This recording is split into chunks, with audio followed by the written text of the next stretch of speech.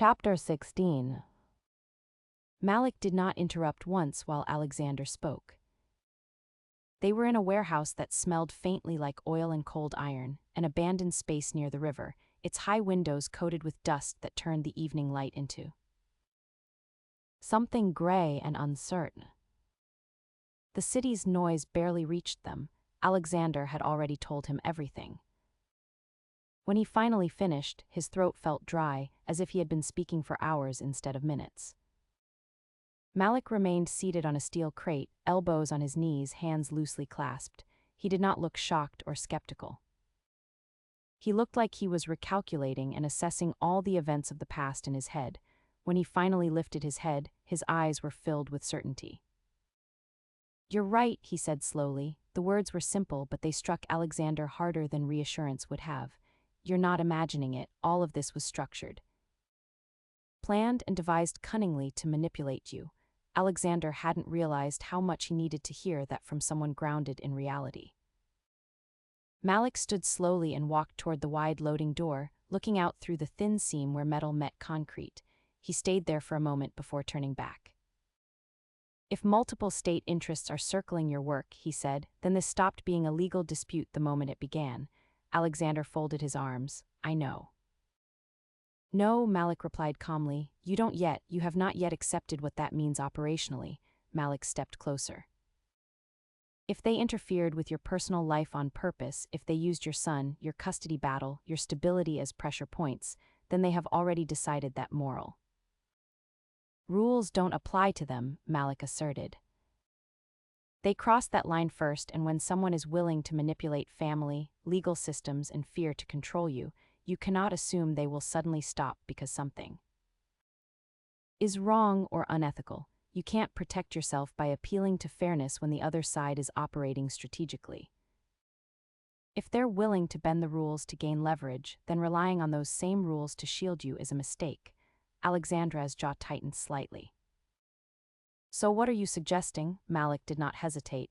"We need to stop reacting and negotiating," Malik continued. "We stop entertaining intermediaries. We stop assuming someone will fix this for us." He walked toward a long metal table near the center of the warehouse and laid down a folded map. "We go to the source." Alexandra's pulse slowed instead of quickening, a sign that something inside had made him feel anxious but also hopeful.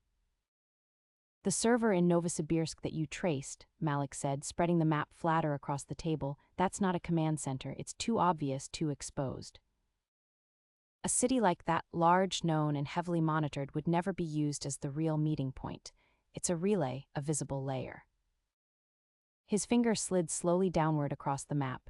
"Kazakhstan," he continued, "look at its position. It sits between major powers, trade flows through it.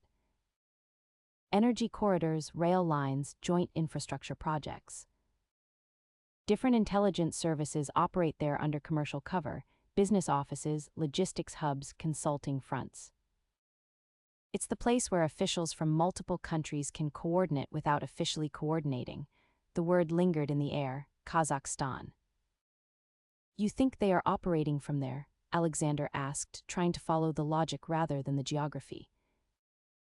"I think," Malik said carefully, "if someone is managing a collaboration between Russian technical assets, Pakistani network routing, and Chinese relay systems, they wouldn't it from Moscow or Beijing. That would draw scrutiny. They would use a middle ground, somewhere that looks administrative, more neutral and boring to detect." Alexandra's eyes narrowed. "So Kazakhstan isn't the source, it's the meeting room." "Exactly," Malik said. "A place where decisions can be made face-to-face, away from formal structures, where deals can be discussed under the cover of trade agreements or infrastructure planning." Alexander studied him. "And what are you suggesting we do?" Malik held his gaze for a while. "We go there," he said calmly. "We observe first. We identify who's moving, who's meeting, who's connected. We confirm what is holding Max under whose authority and how controlled the environment is, and once it is done." He let the sentence settle before finishing it, and then we stop waiting for him to come to us. The air seemed to contract. "And do what?" Malik's expression hardened just slightly, not into aggression but into resolve. "We apply pressure where they didn't expect it." "You mean violence?" I mean consequence, Malik corrected. The difference was subtle but deliberate. Alexander exhaled slowly. He felt no rush of adrenaline, no cinematic surge, only clarity of the situation. You said this would require black work, he said. Yes, define it. Malik stepped closer, lowering his voice slightly even though they were alone. It means surveillance without authorization. It means movement without clearance.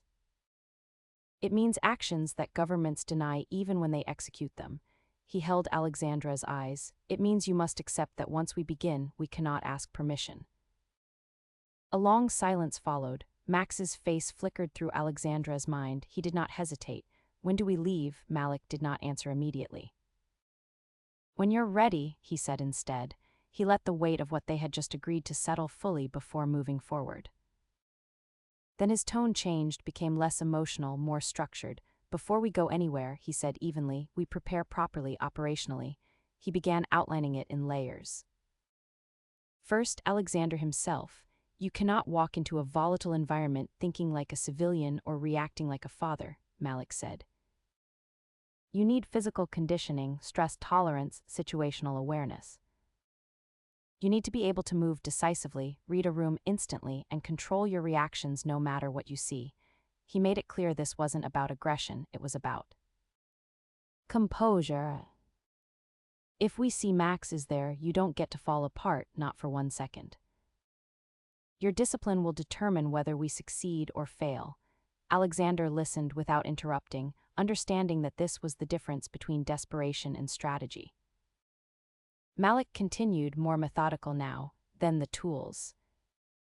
Communication lines that can't be easily traced, defensive equipment, transport options, exit routes planned before entry, redundancies. He emphasized redundancy twice. Nothing relies on a single device or a single plan. If one fails, we pivot. Then comes the team. We don't move alone unless we have to. We identify who we can trust, even if it's only 1 or 2 people. Logistics support along with safe staging points. Someone watching the perimeter while we move. His eyes locked onto Alexandra's. This is not a sprint fueled by anger. If we rush and unprepared, we lose. If we prepare properly, we create our own advantage. Close your eyes, Malik instructed. He did. Tell me how many steps it takes me to reach the east wall. Alexander listened. 10, he said. Malik stopped. Wrong.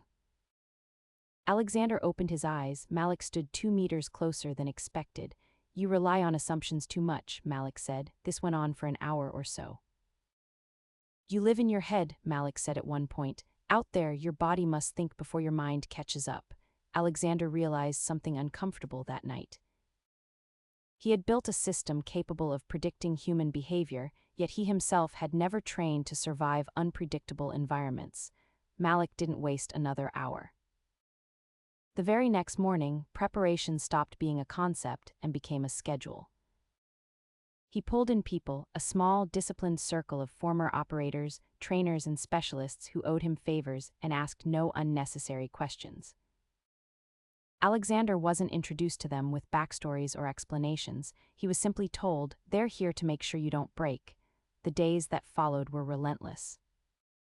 Physical conditioning at dawn, including endurance, balance, controlled movement under fatigue. Afternoons devoted to situational drills and stress simulations that forced him to think clearly while exhausted. Evenings became mental endurance exercises with pattern recognition under pressure, rapid decision-making with incomplete information, forcing him to act instead of overanalyze. Malik oversaw everything, rarely raising his voice but never lowering his standards. Over 3 weeks, Alexandra's body hardened in ways he hadn't expected. His reflexes sharpened, his posture changed.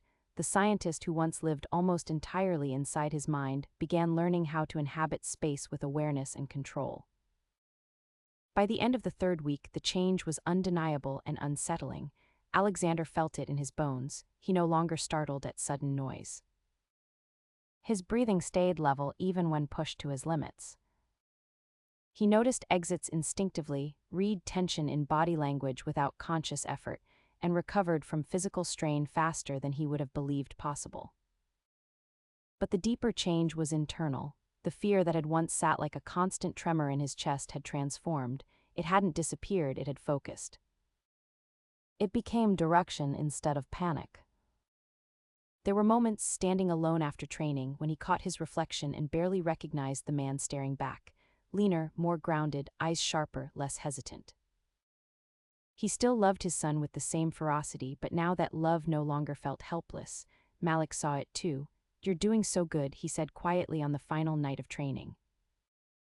"You're choosing," and Alexander realized that was true. For the first time since Max was taken, he didn't feel cornered, he felt prepared. Alongside the physical and mental conditioning, Malik was insistent about one more thing: Lumir could not remain as it was. One evening, after the others had left, they went to Alexandra's lab. As they stood right in front of the machine, they saw lines of code flickered across the screen. "Strength alone won't protect you," Malik said evenly. "Your system is the reason they're interested. That means it's also the first thing they'll try to penetrate if we move." He told Alexander to harden it, not just against obvious intrusion, but against subtle observation. "Build it so it knows when it's being watched," he said. He wanted layered detection, silent alerts, internal redundancies, behavioral anomaly tracking, all the features that would allow Lumir to sense probing without broadcasting. "Panic. You want awareness." While his body was being trained to withstand pressure, Alexandra's nights were spent re-engineering his creation into something sharper, smarter, and far more defensive. Malik was clear about one thing: he knew its value.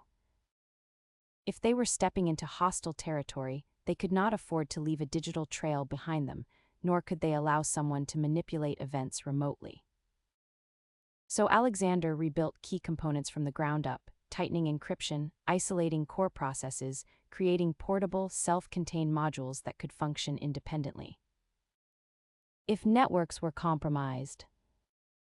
By the end of the 3 weeks, Lumir felt different too, less like an academic breakthrough and more like a shield. And just as the training had changed Alexander physically, modifying his system changed him mentally. He was no longer inventing for innovation. He was engineering for survival and for war. "Will this get us to Max?" Alexander asked one night. Malik shook his head slowly. "No," the answer was blunt. "Then why are we doing this?" "Because when we leave," Malik said, "you cannot be looking over your shoulder wondering if your own system is being dismantled." Alexander understood. Lumir was the reason they were being hunted. It could not be their crutch. "Kazakhstan," Alexander said quietly after a while. "What happens when we get there?" Malik stared at the ceiling for a moment. "We observe first, and then we make ourselves inconvenient." The understatement chilled him more than any explicit detail could have. "You're prepared for escalation?" Alexander asked. Malik turned his head. "I have spent my life in escalation.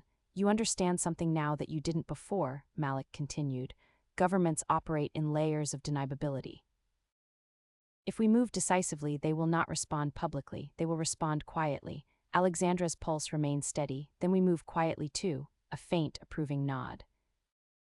One night, as they stood by the warehouse entrance, Malik spoke without looking at him. "If this network spans Russia, Pakistan, and China," he said, "then Max is not just a negotiator, he is a broker." Alexander acquiesced. "And brokers survive by believing their assets are predictable." Alexander looked at him now. "We will prove them wrong." The wind outside rattled the metal siding. "When do we leave?" Alexander asked again. Malik looked at him, not evaluating this time but confirming. "Soon," he said. "Are you afraid?" Malik asked. Alexander thought of Max. "Yes," Malik bowed slowly. "Good, that means you understand what's at stake." He stepped closer. "Once we cross that border, there will be no clean lines. You will see parts of the world that do not appear in courtrooms." Alexander did not look away. "They took my son," he said decisively. "They made this world unavoidable." Malik studied him for a long moment, then he gave the smallest, almost imperceptible smile. "Then we stop waiting." Above them, the warehouse lights flickered faintly. And somewhere far east, in offices that did not officially exist, men who believed they were orchestrating events were about to discover that their asset had chosen to step off the board. The first move had already begun.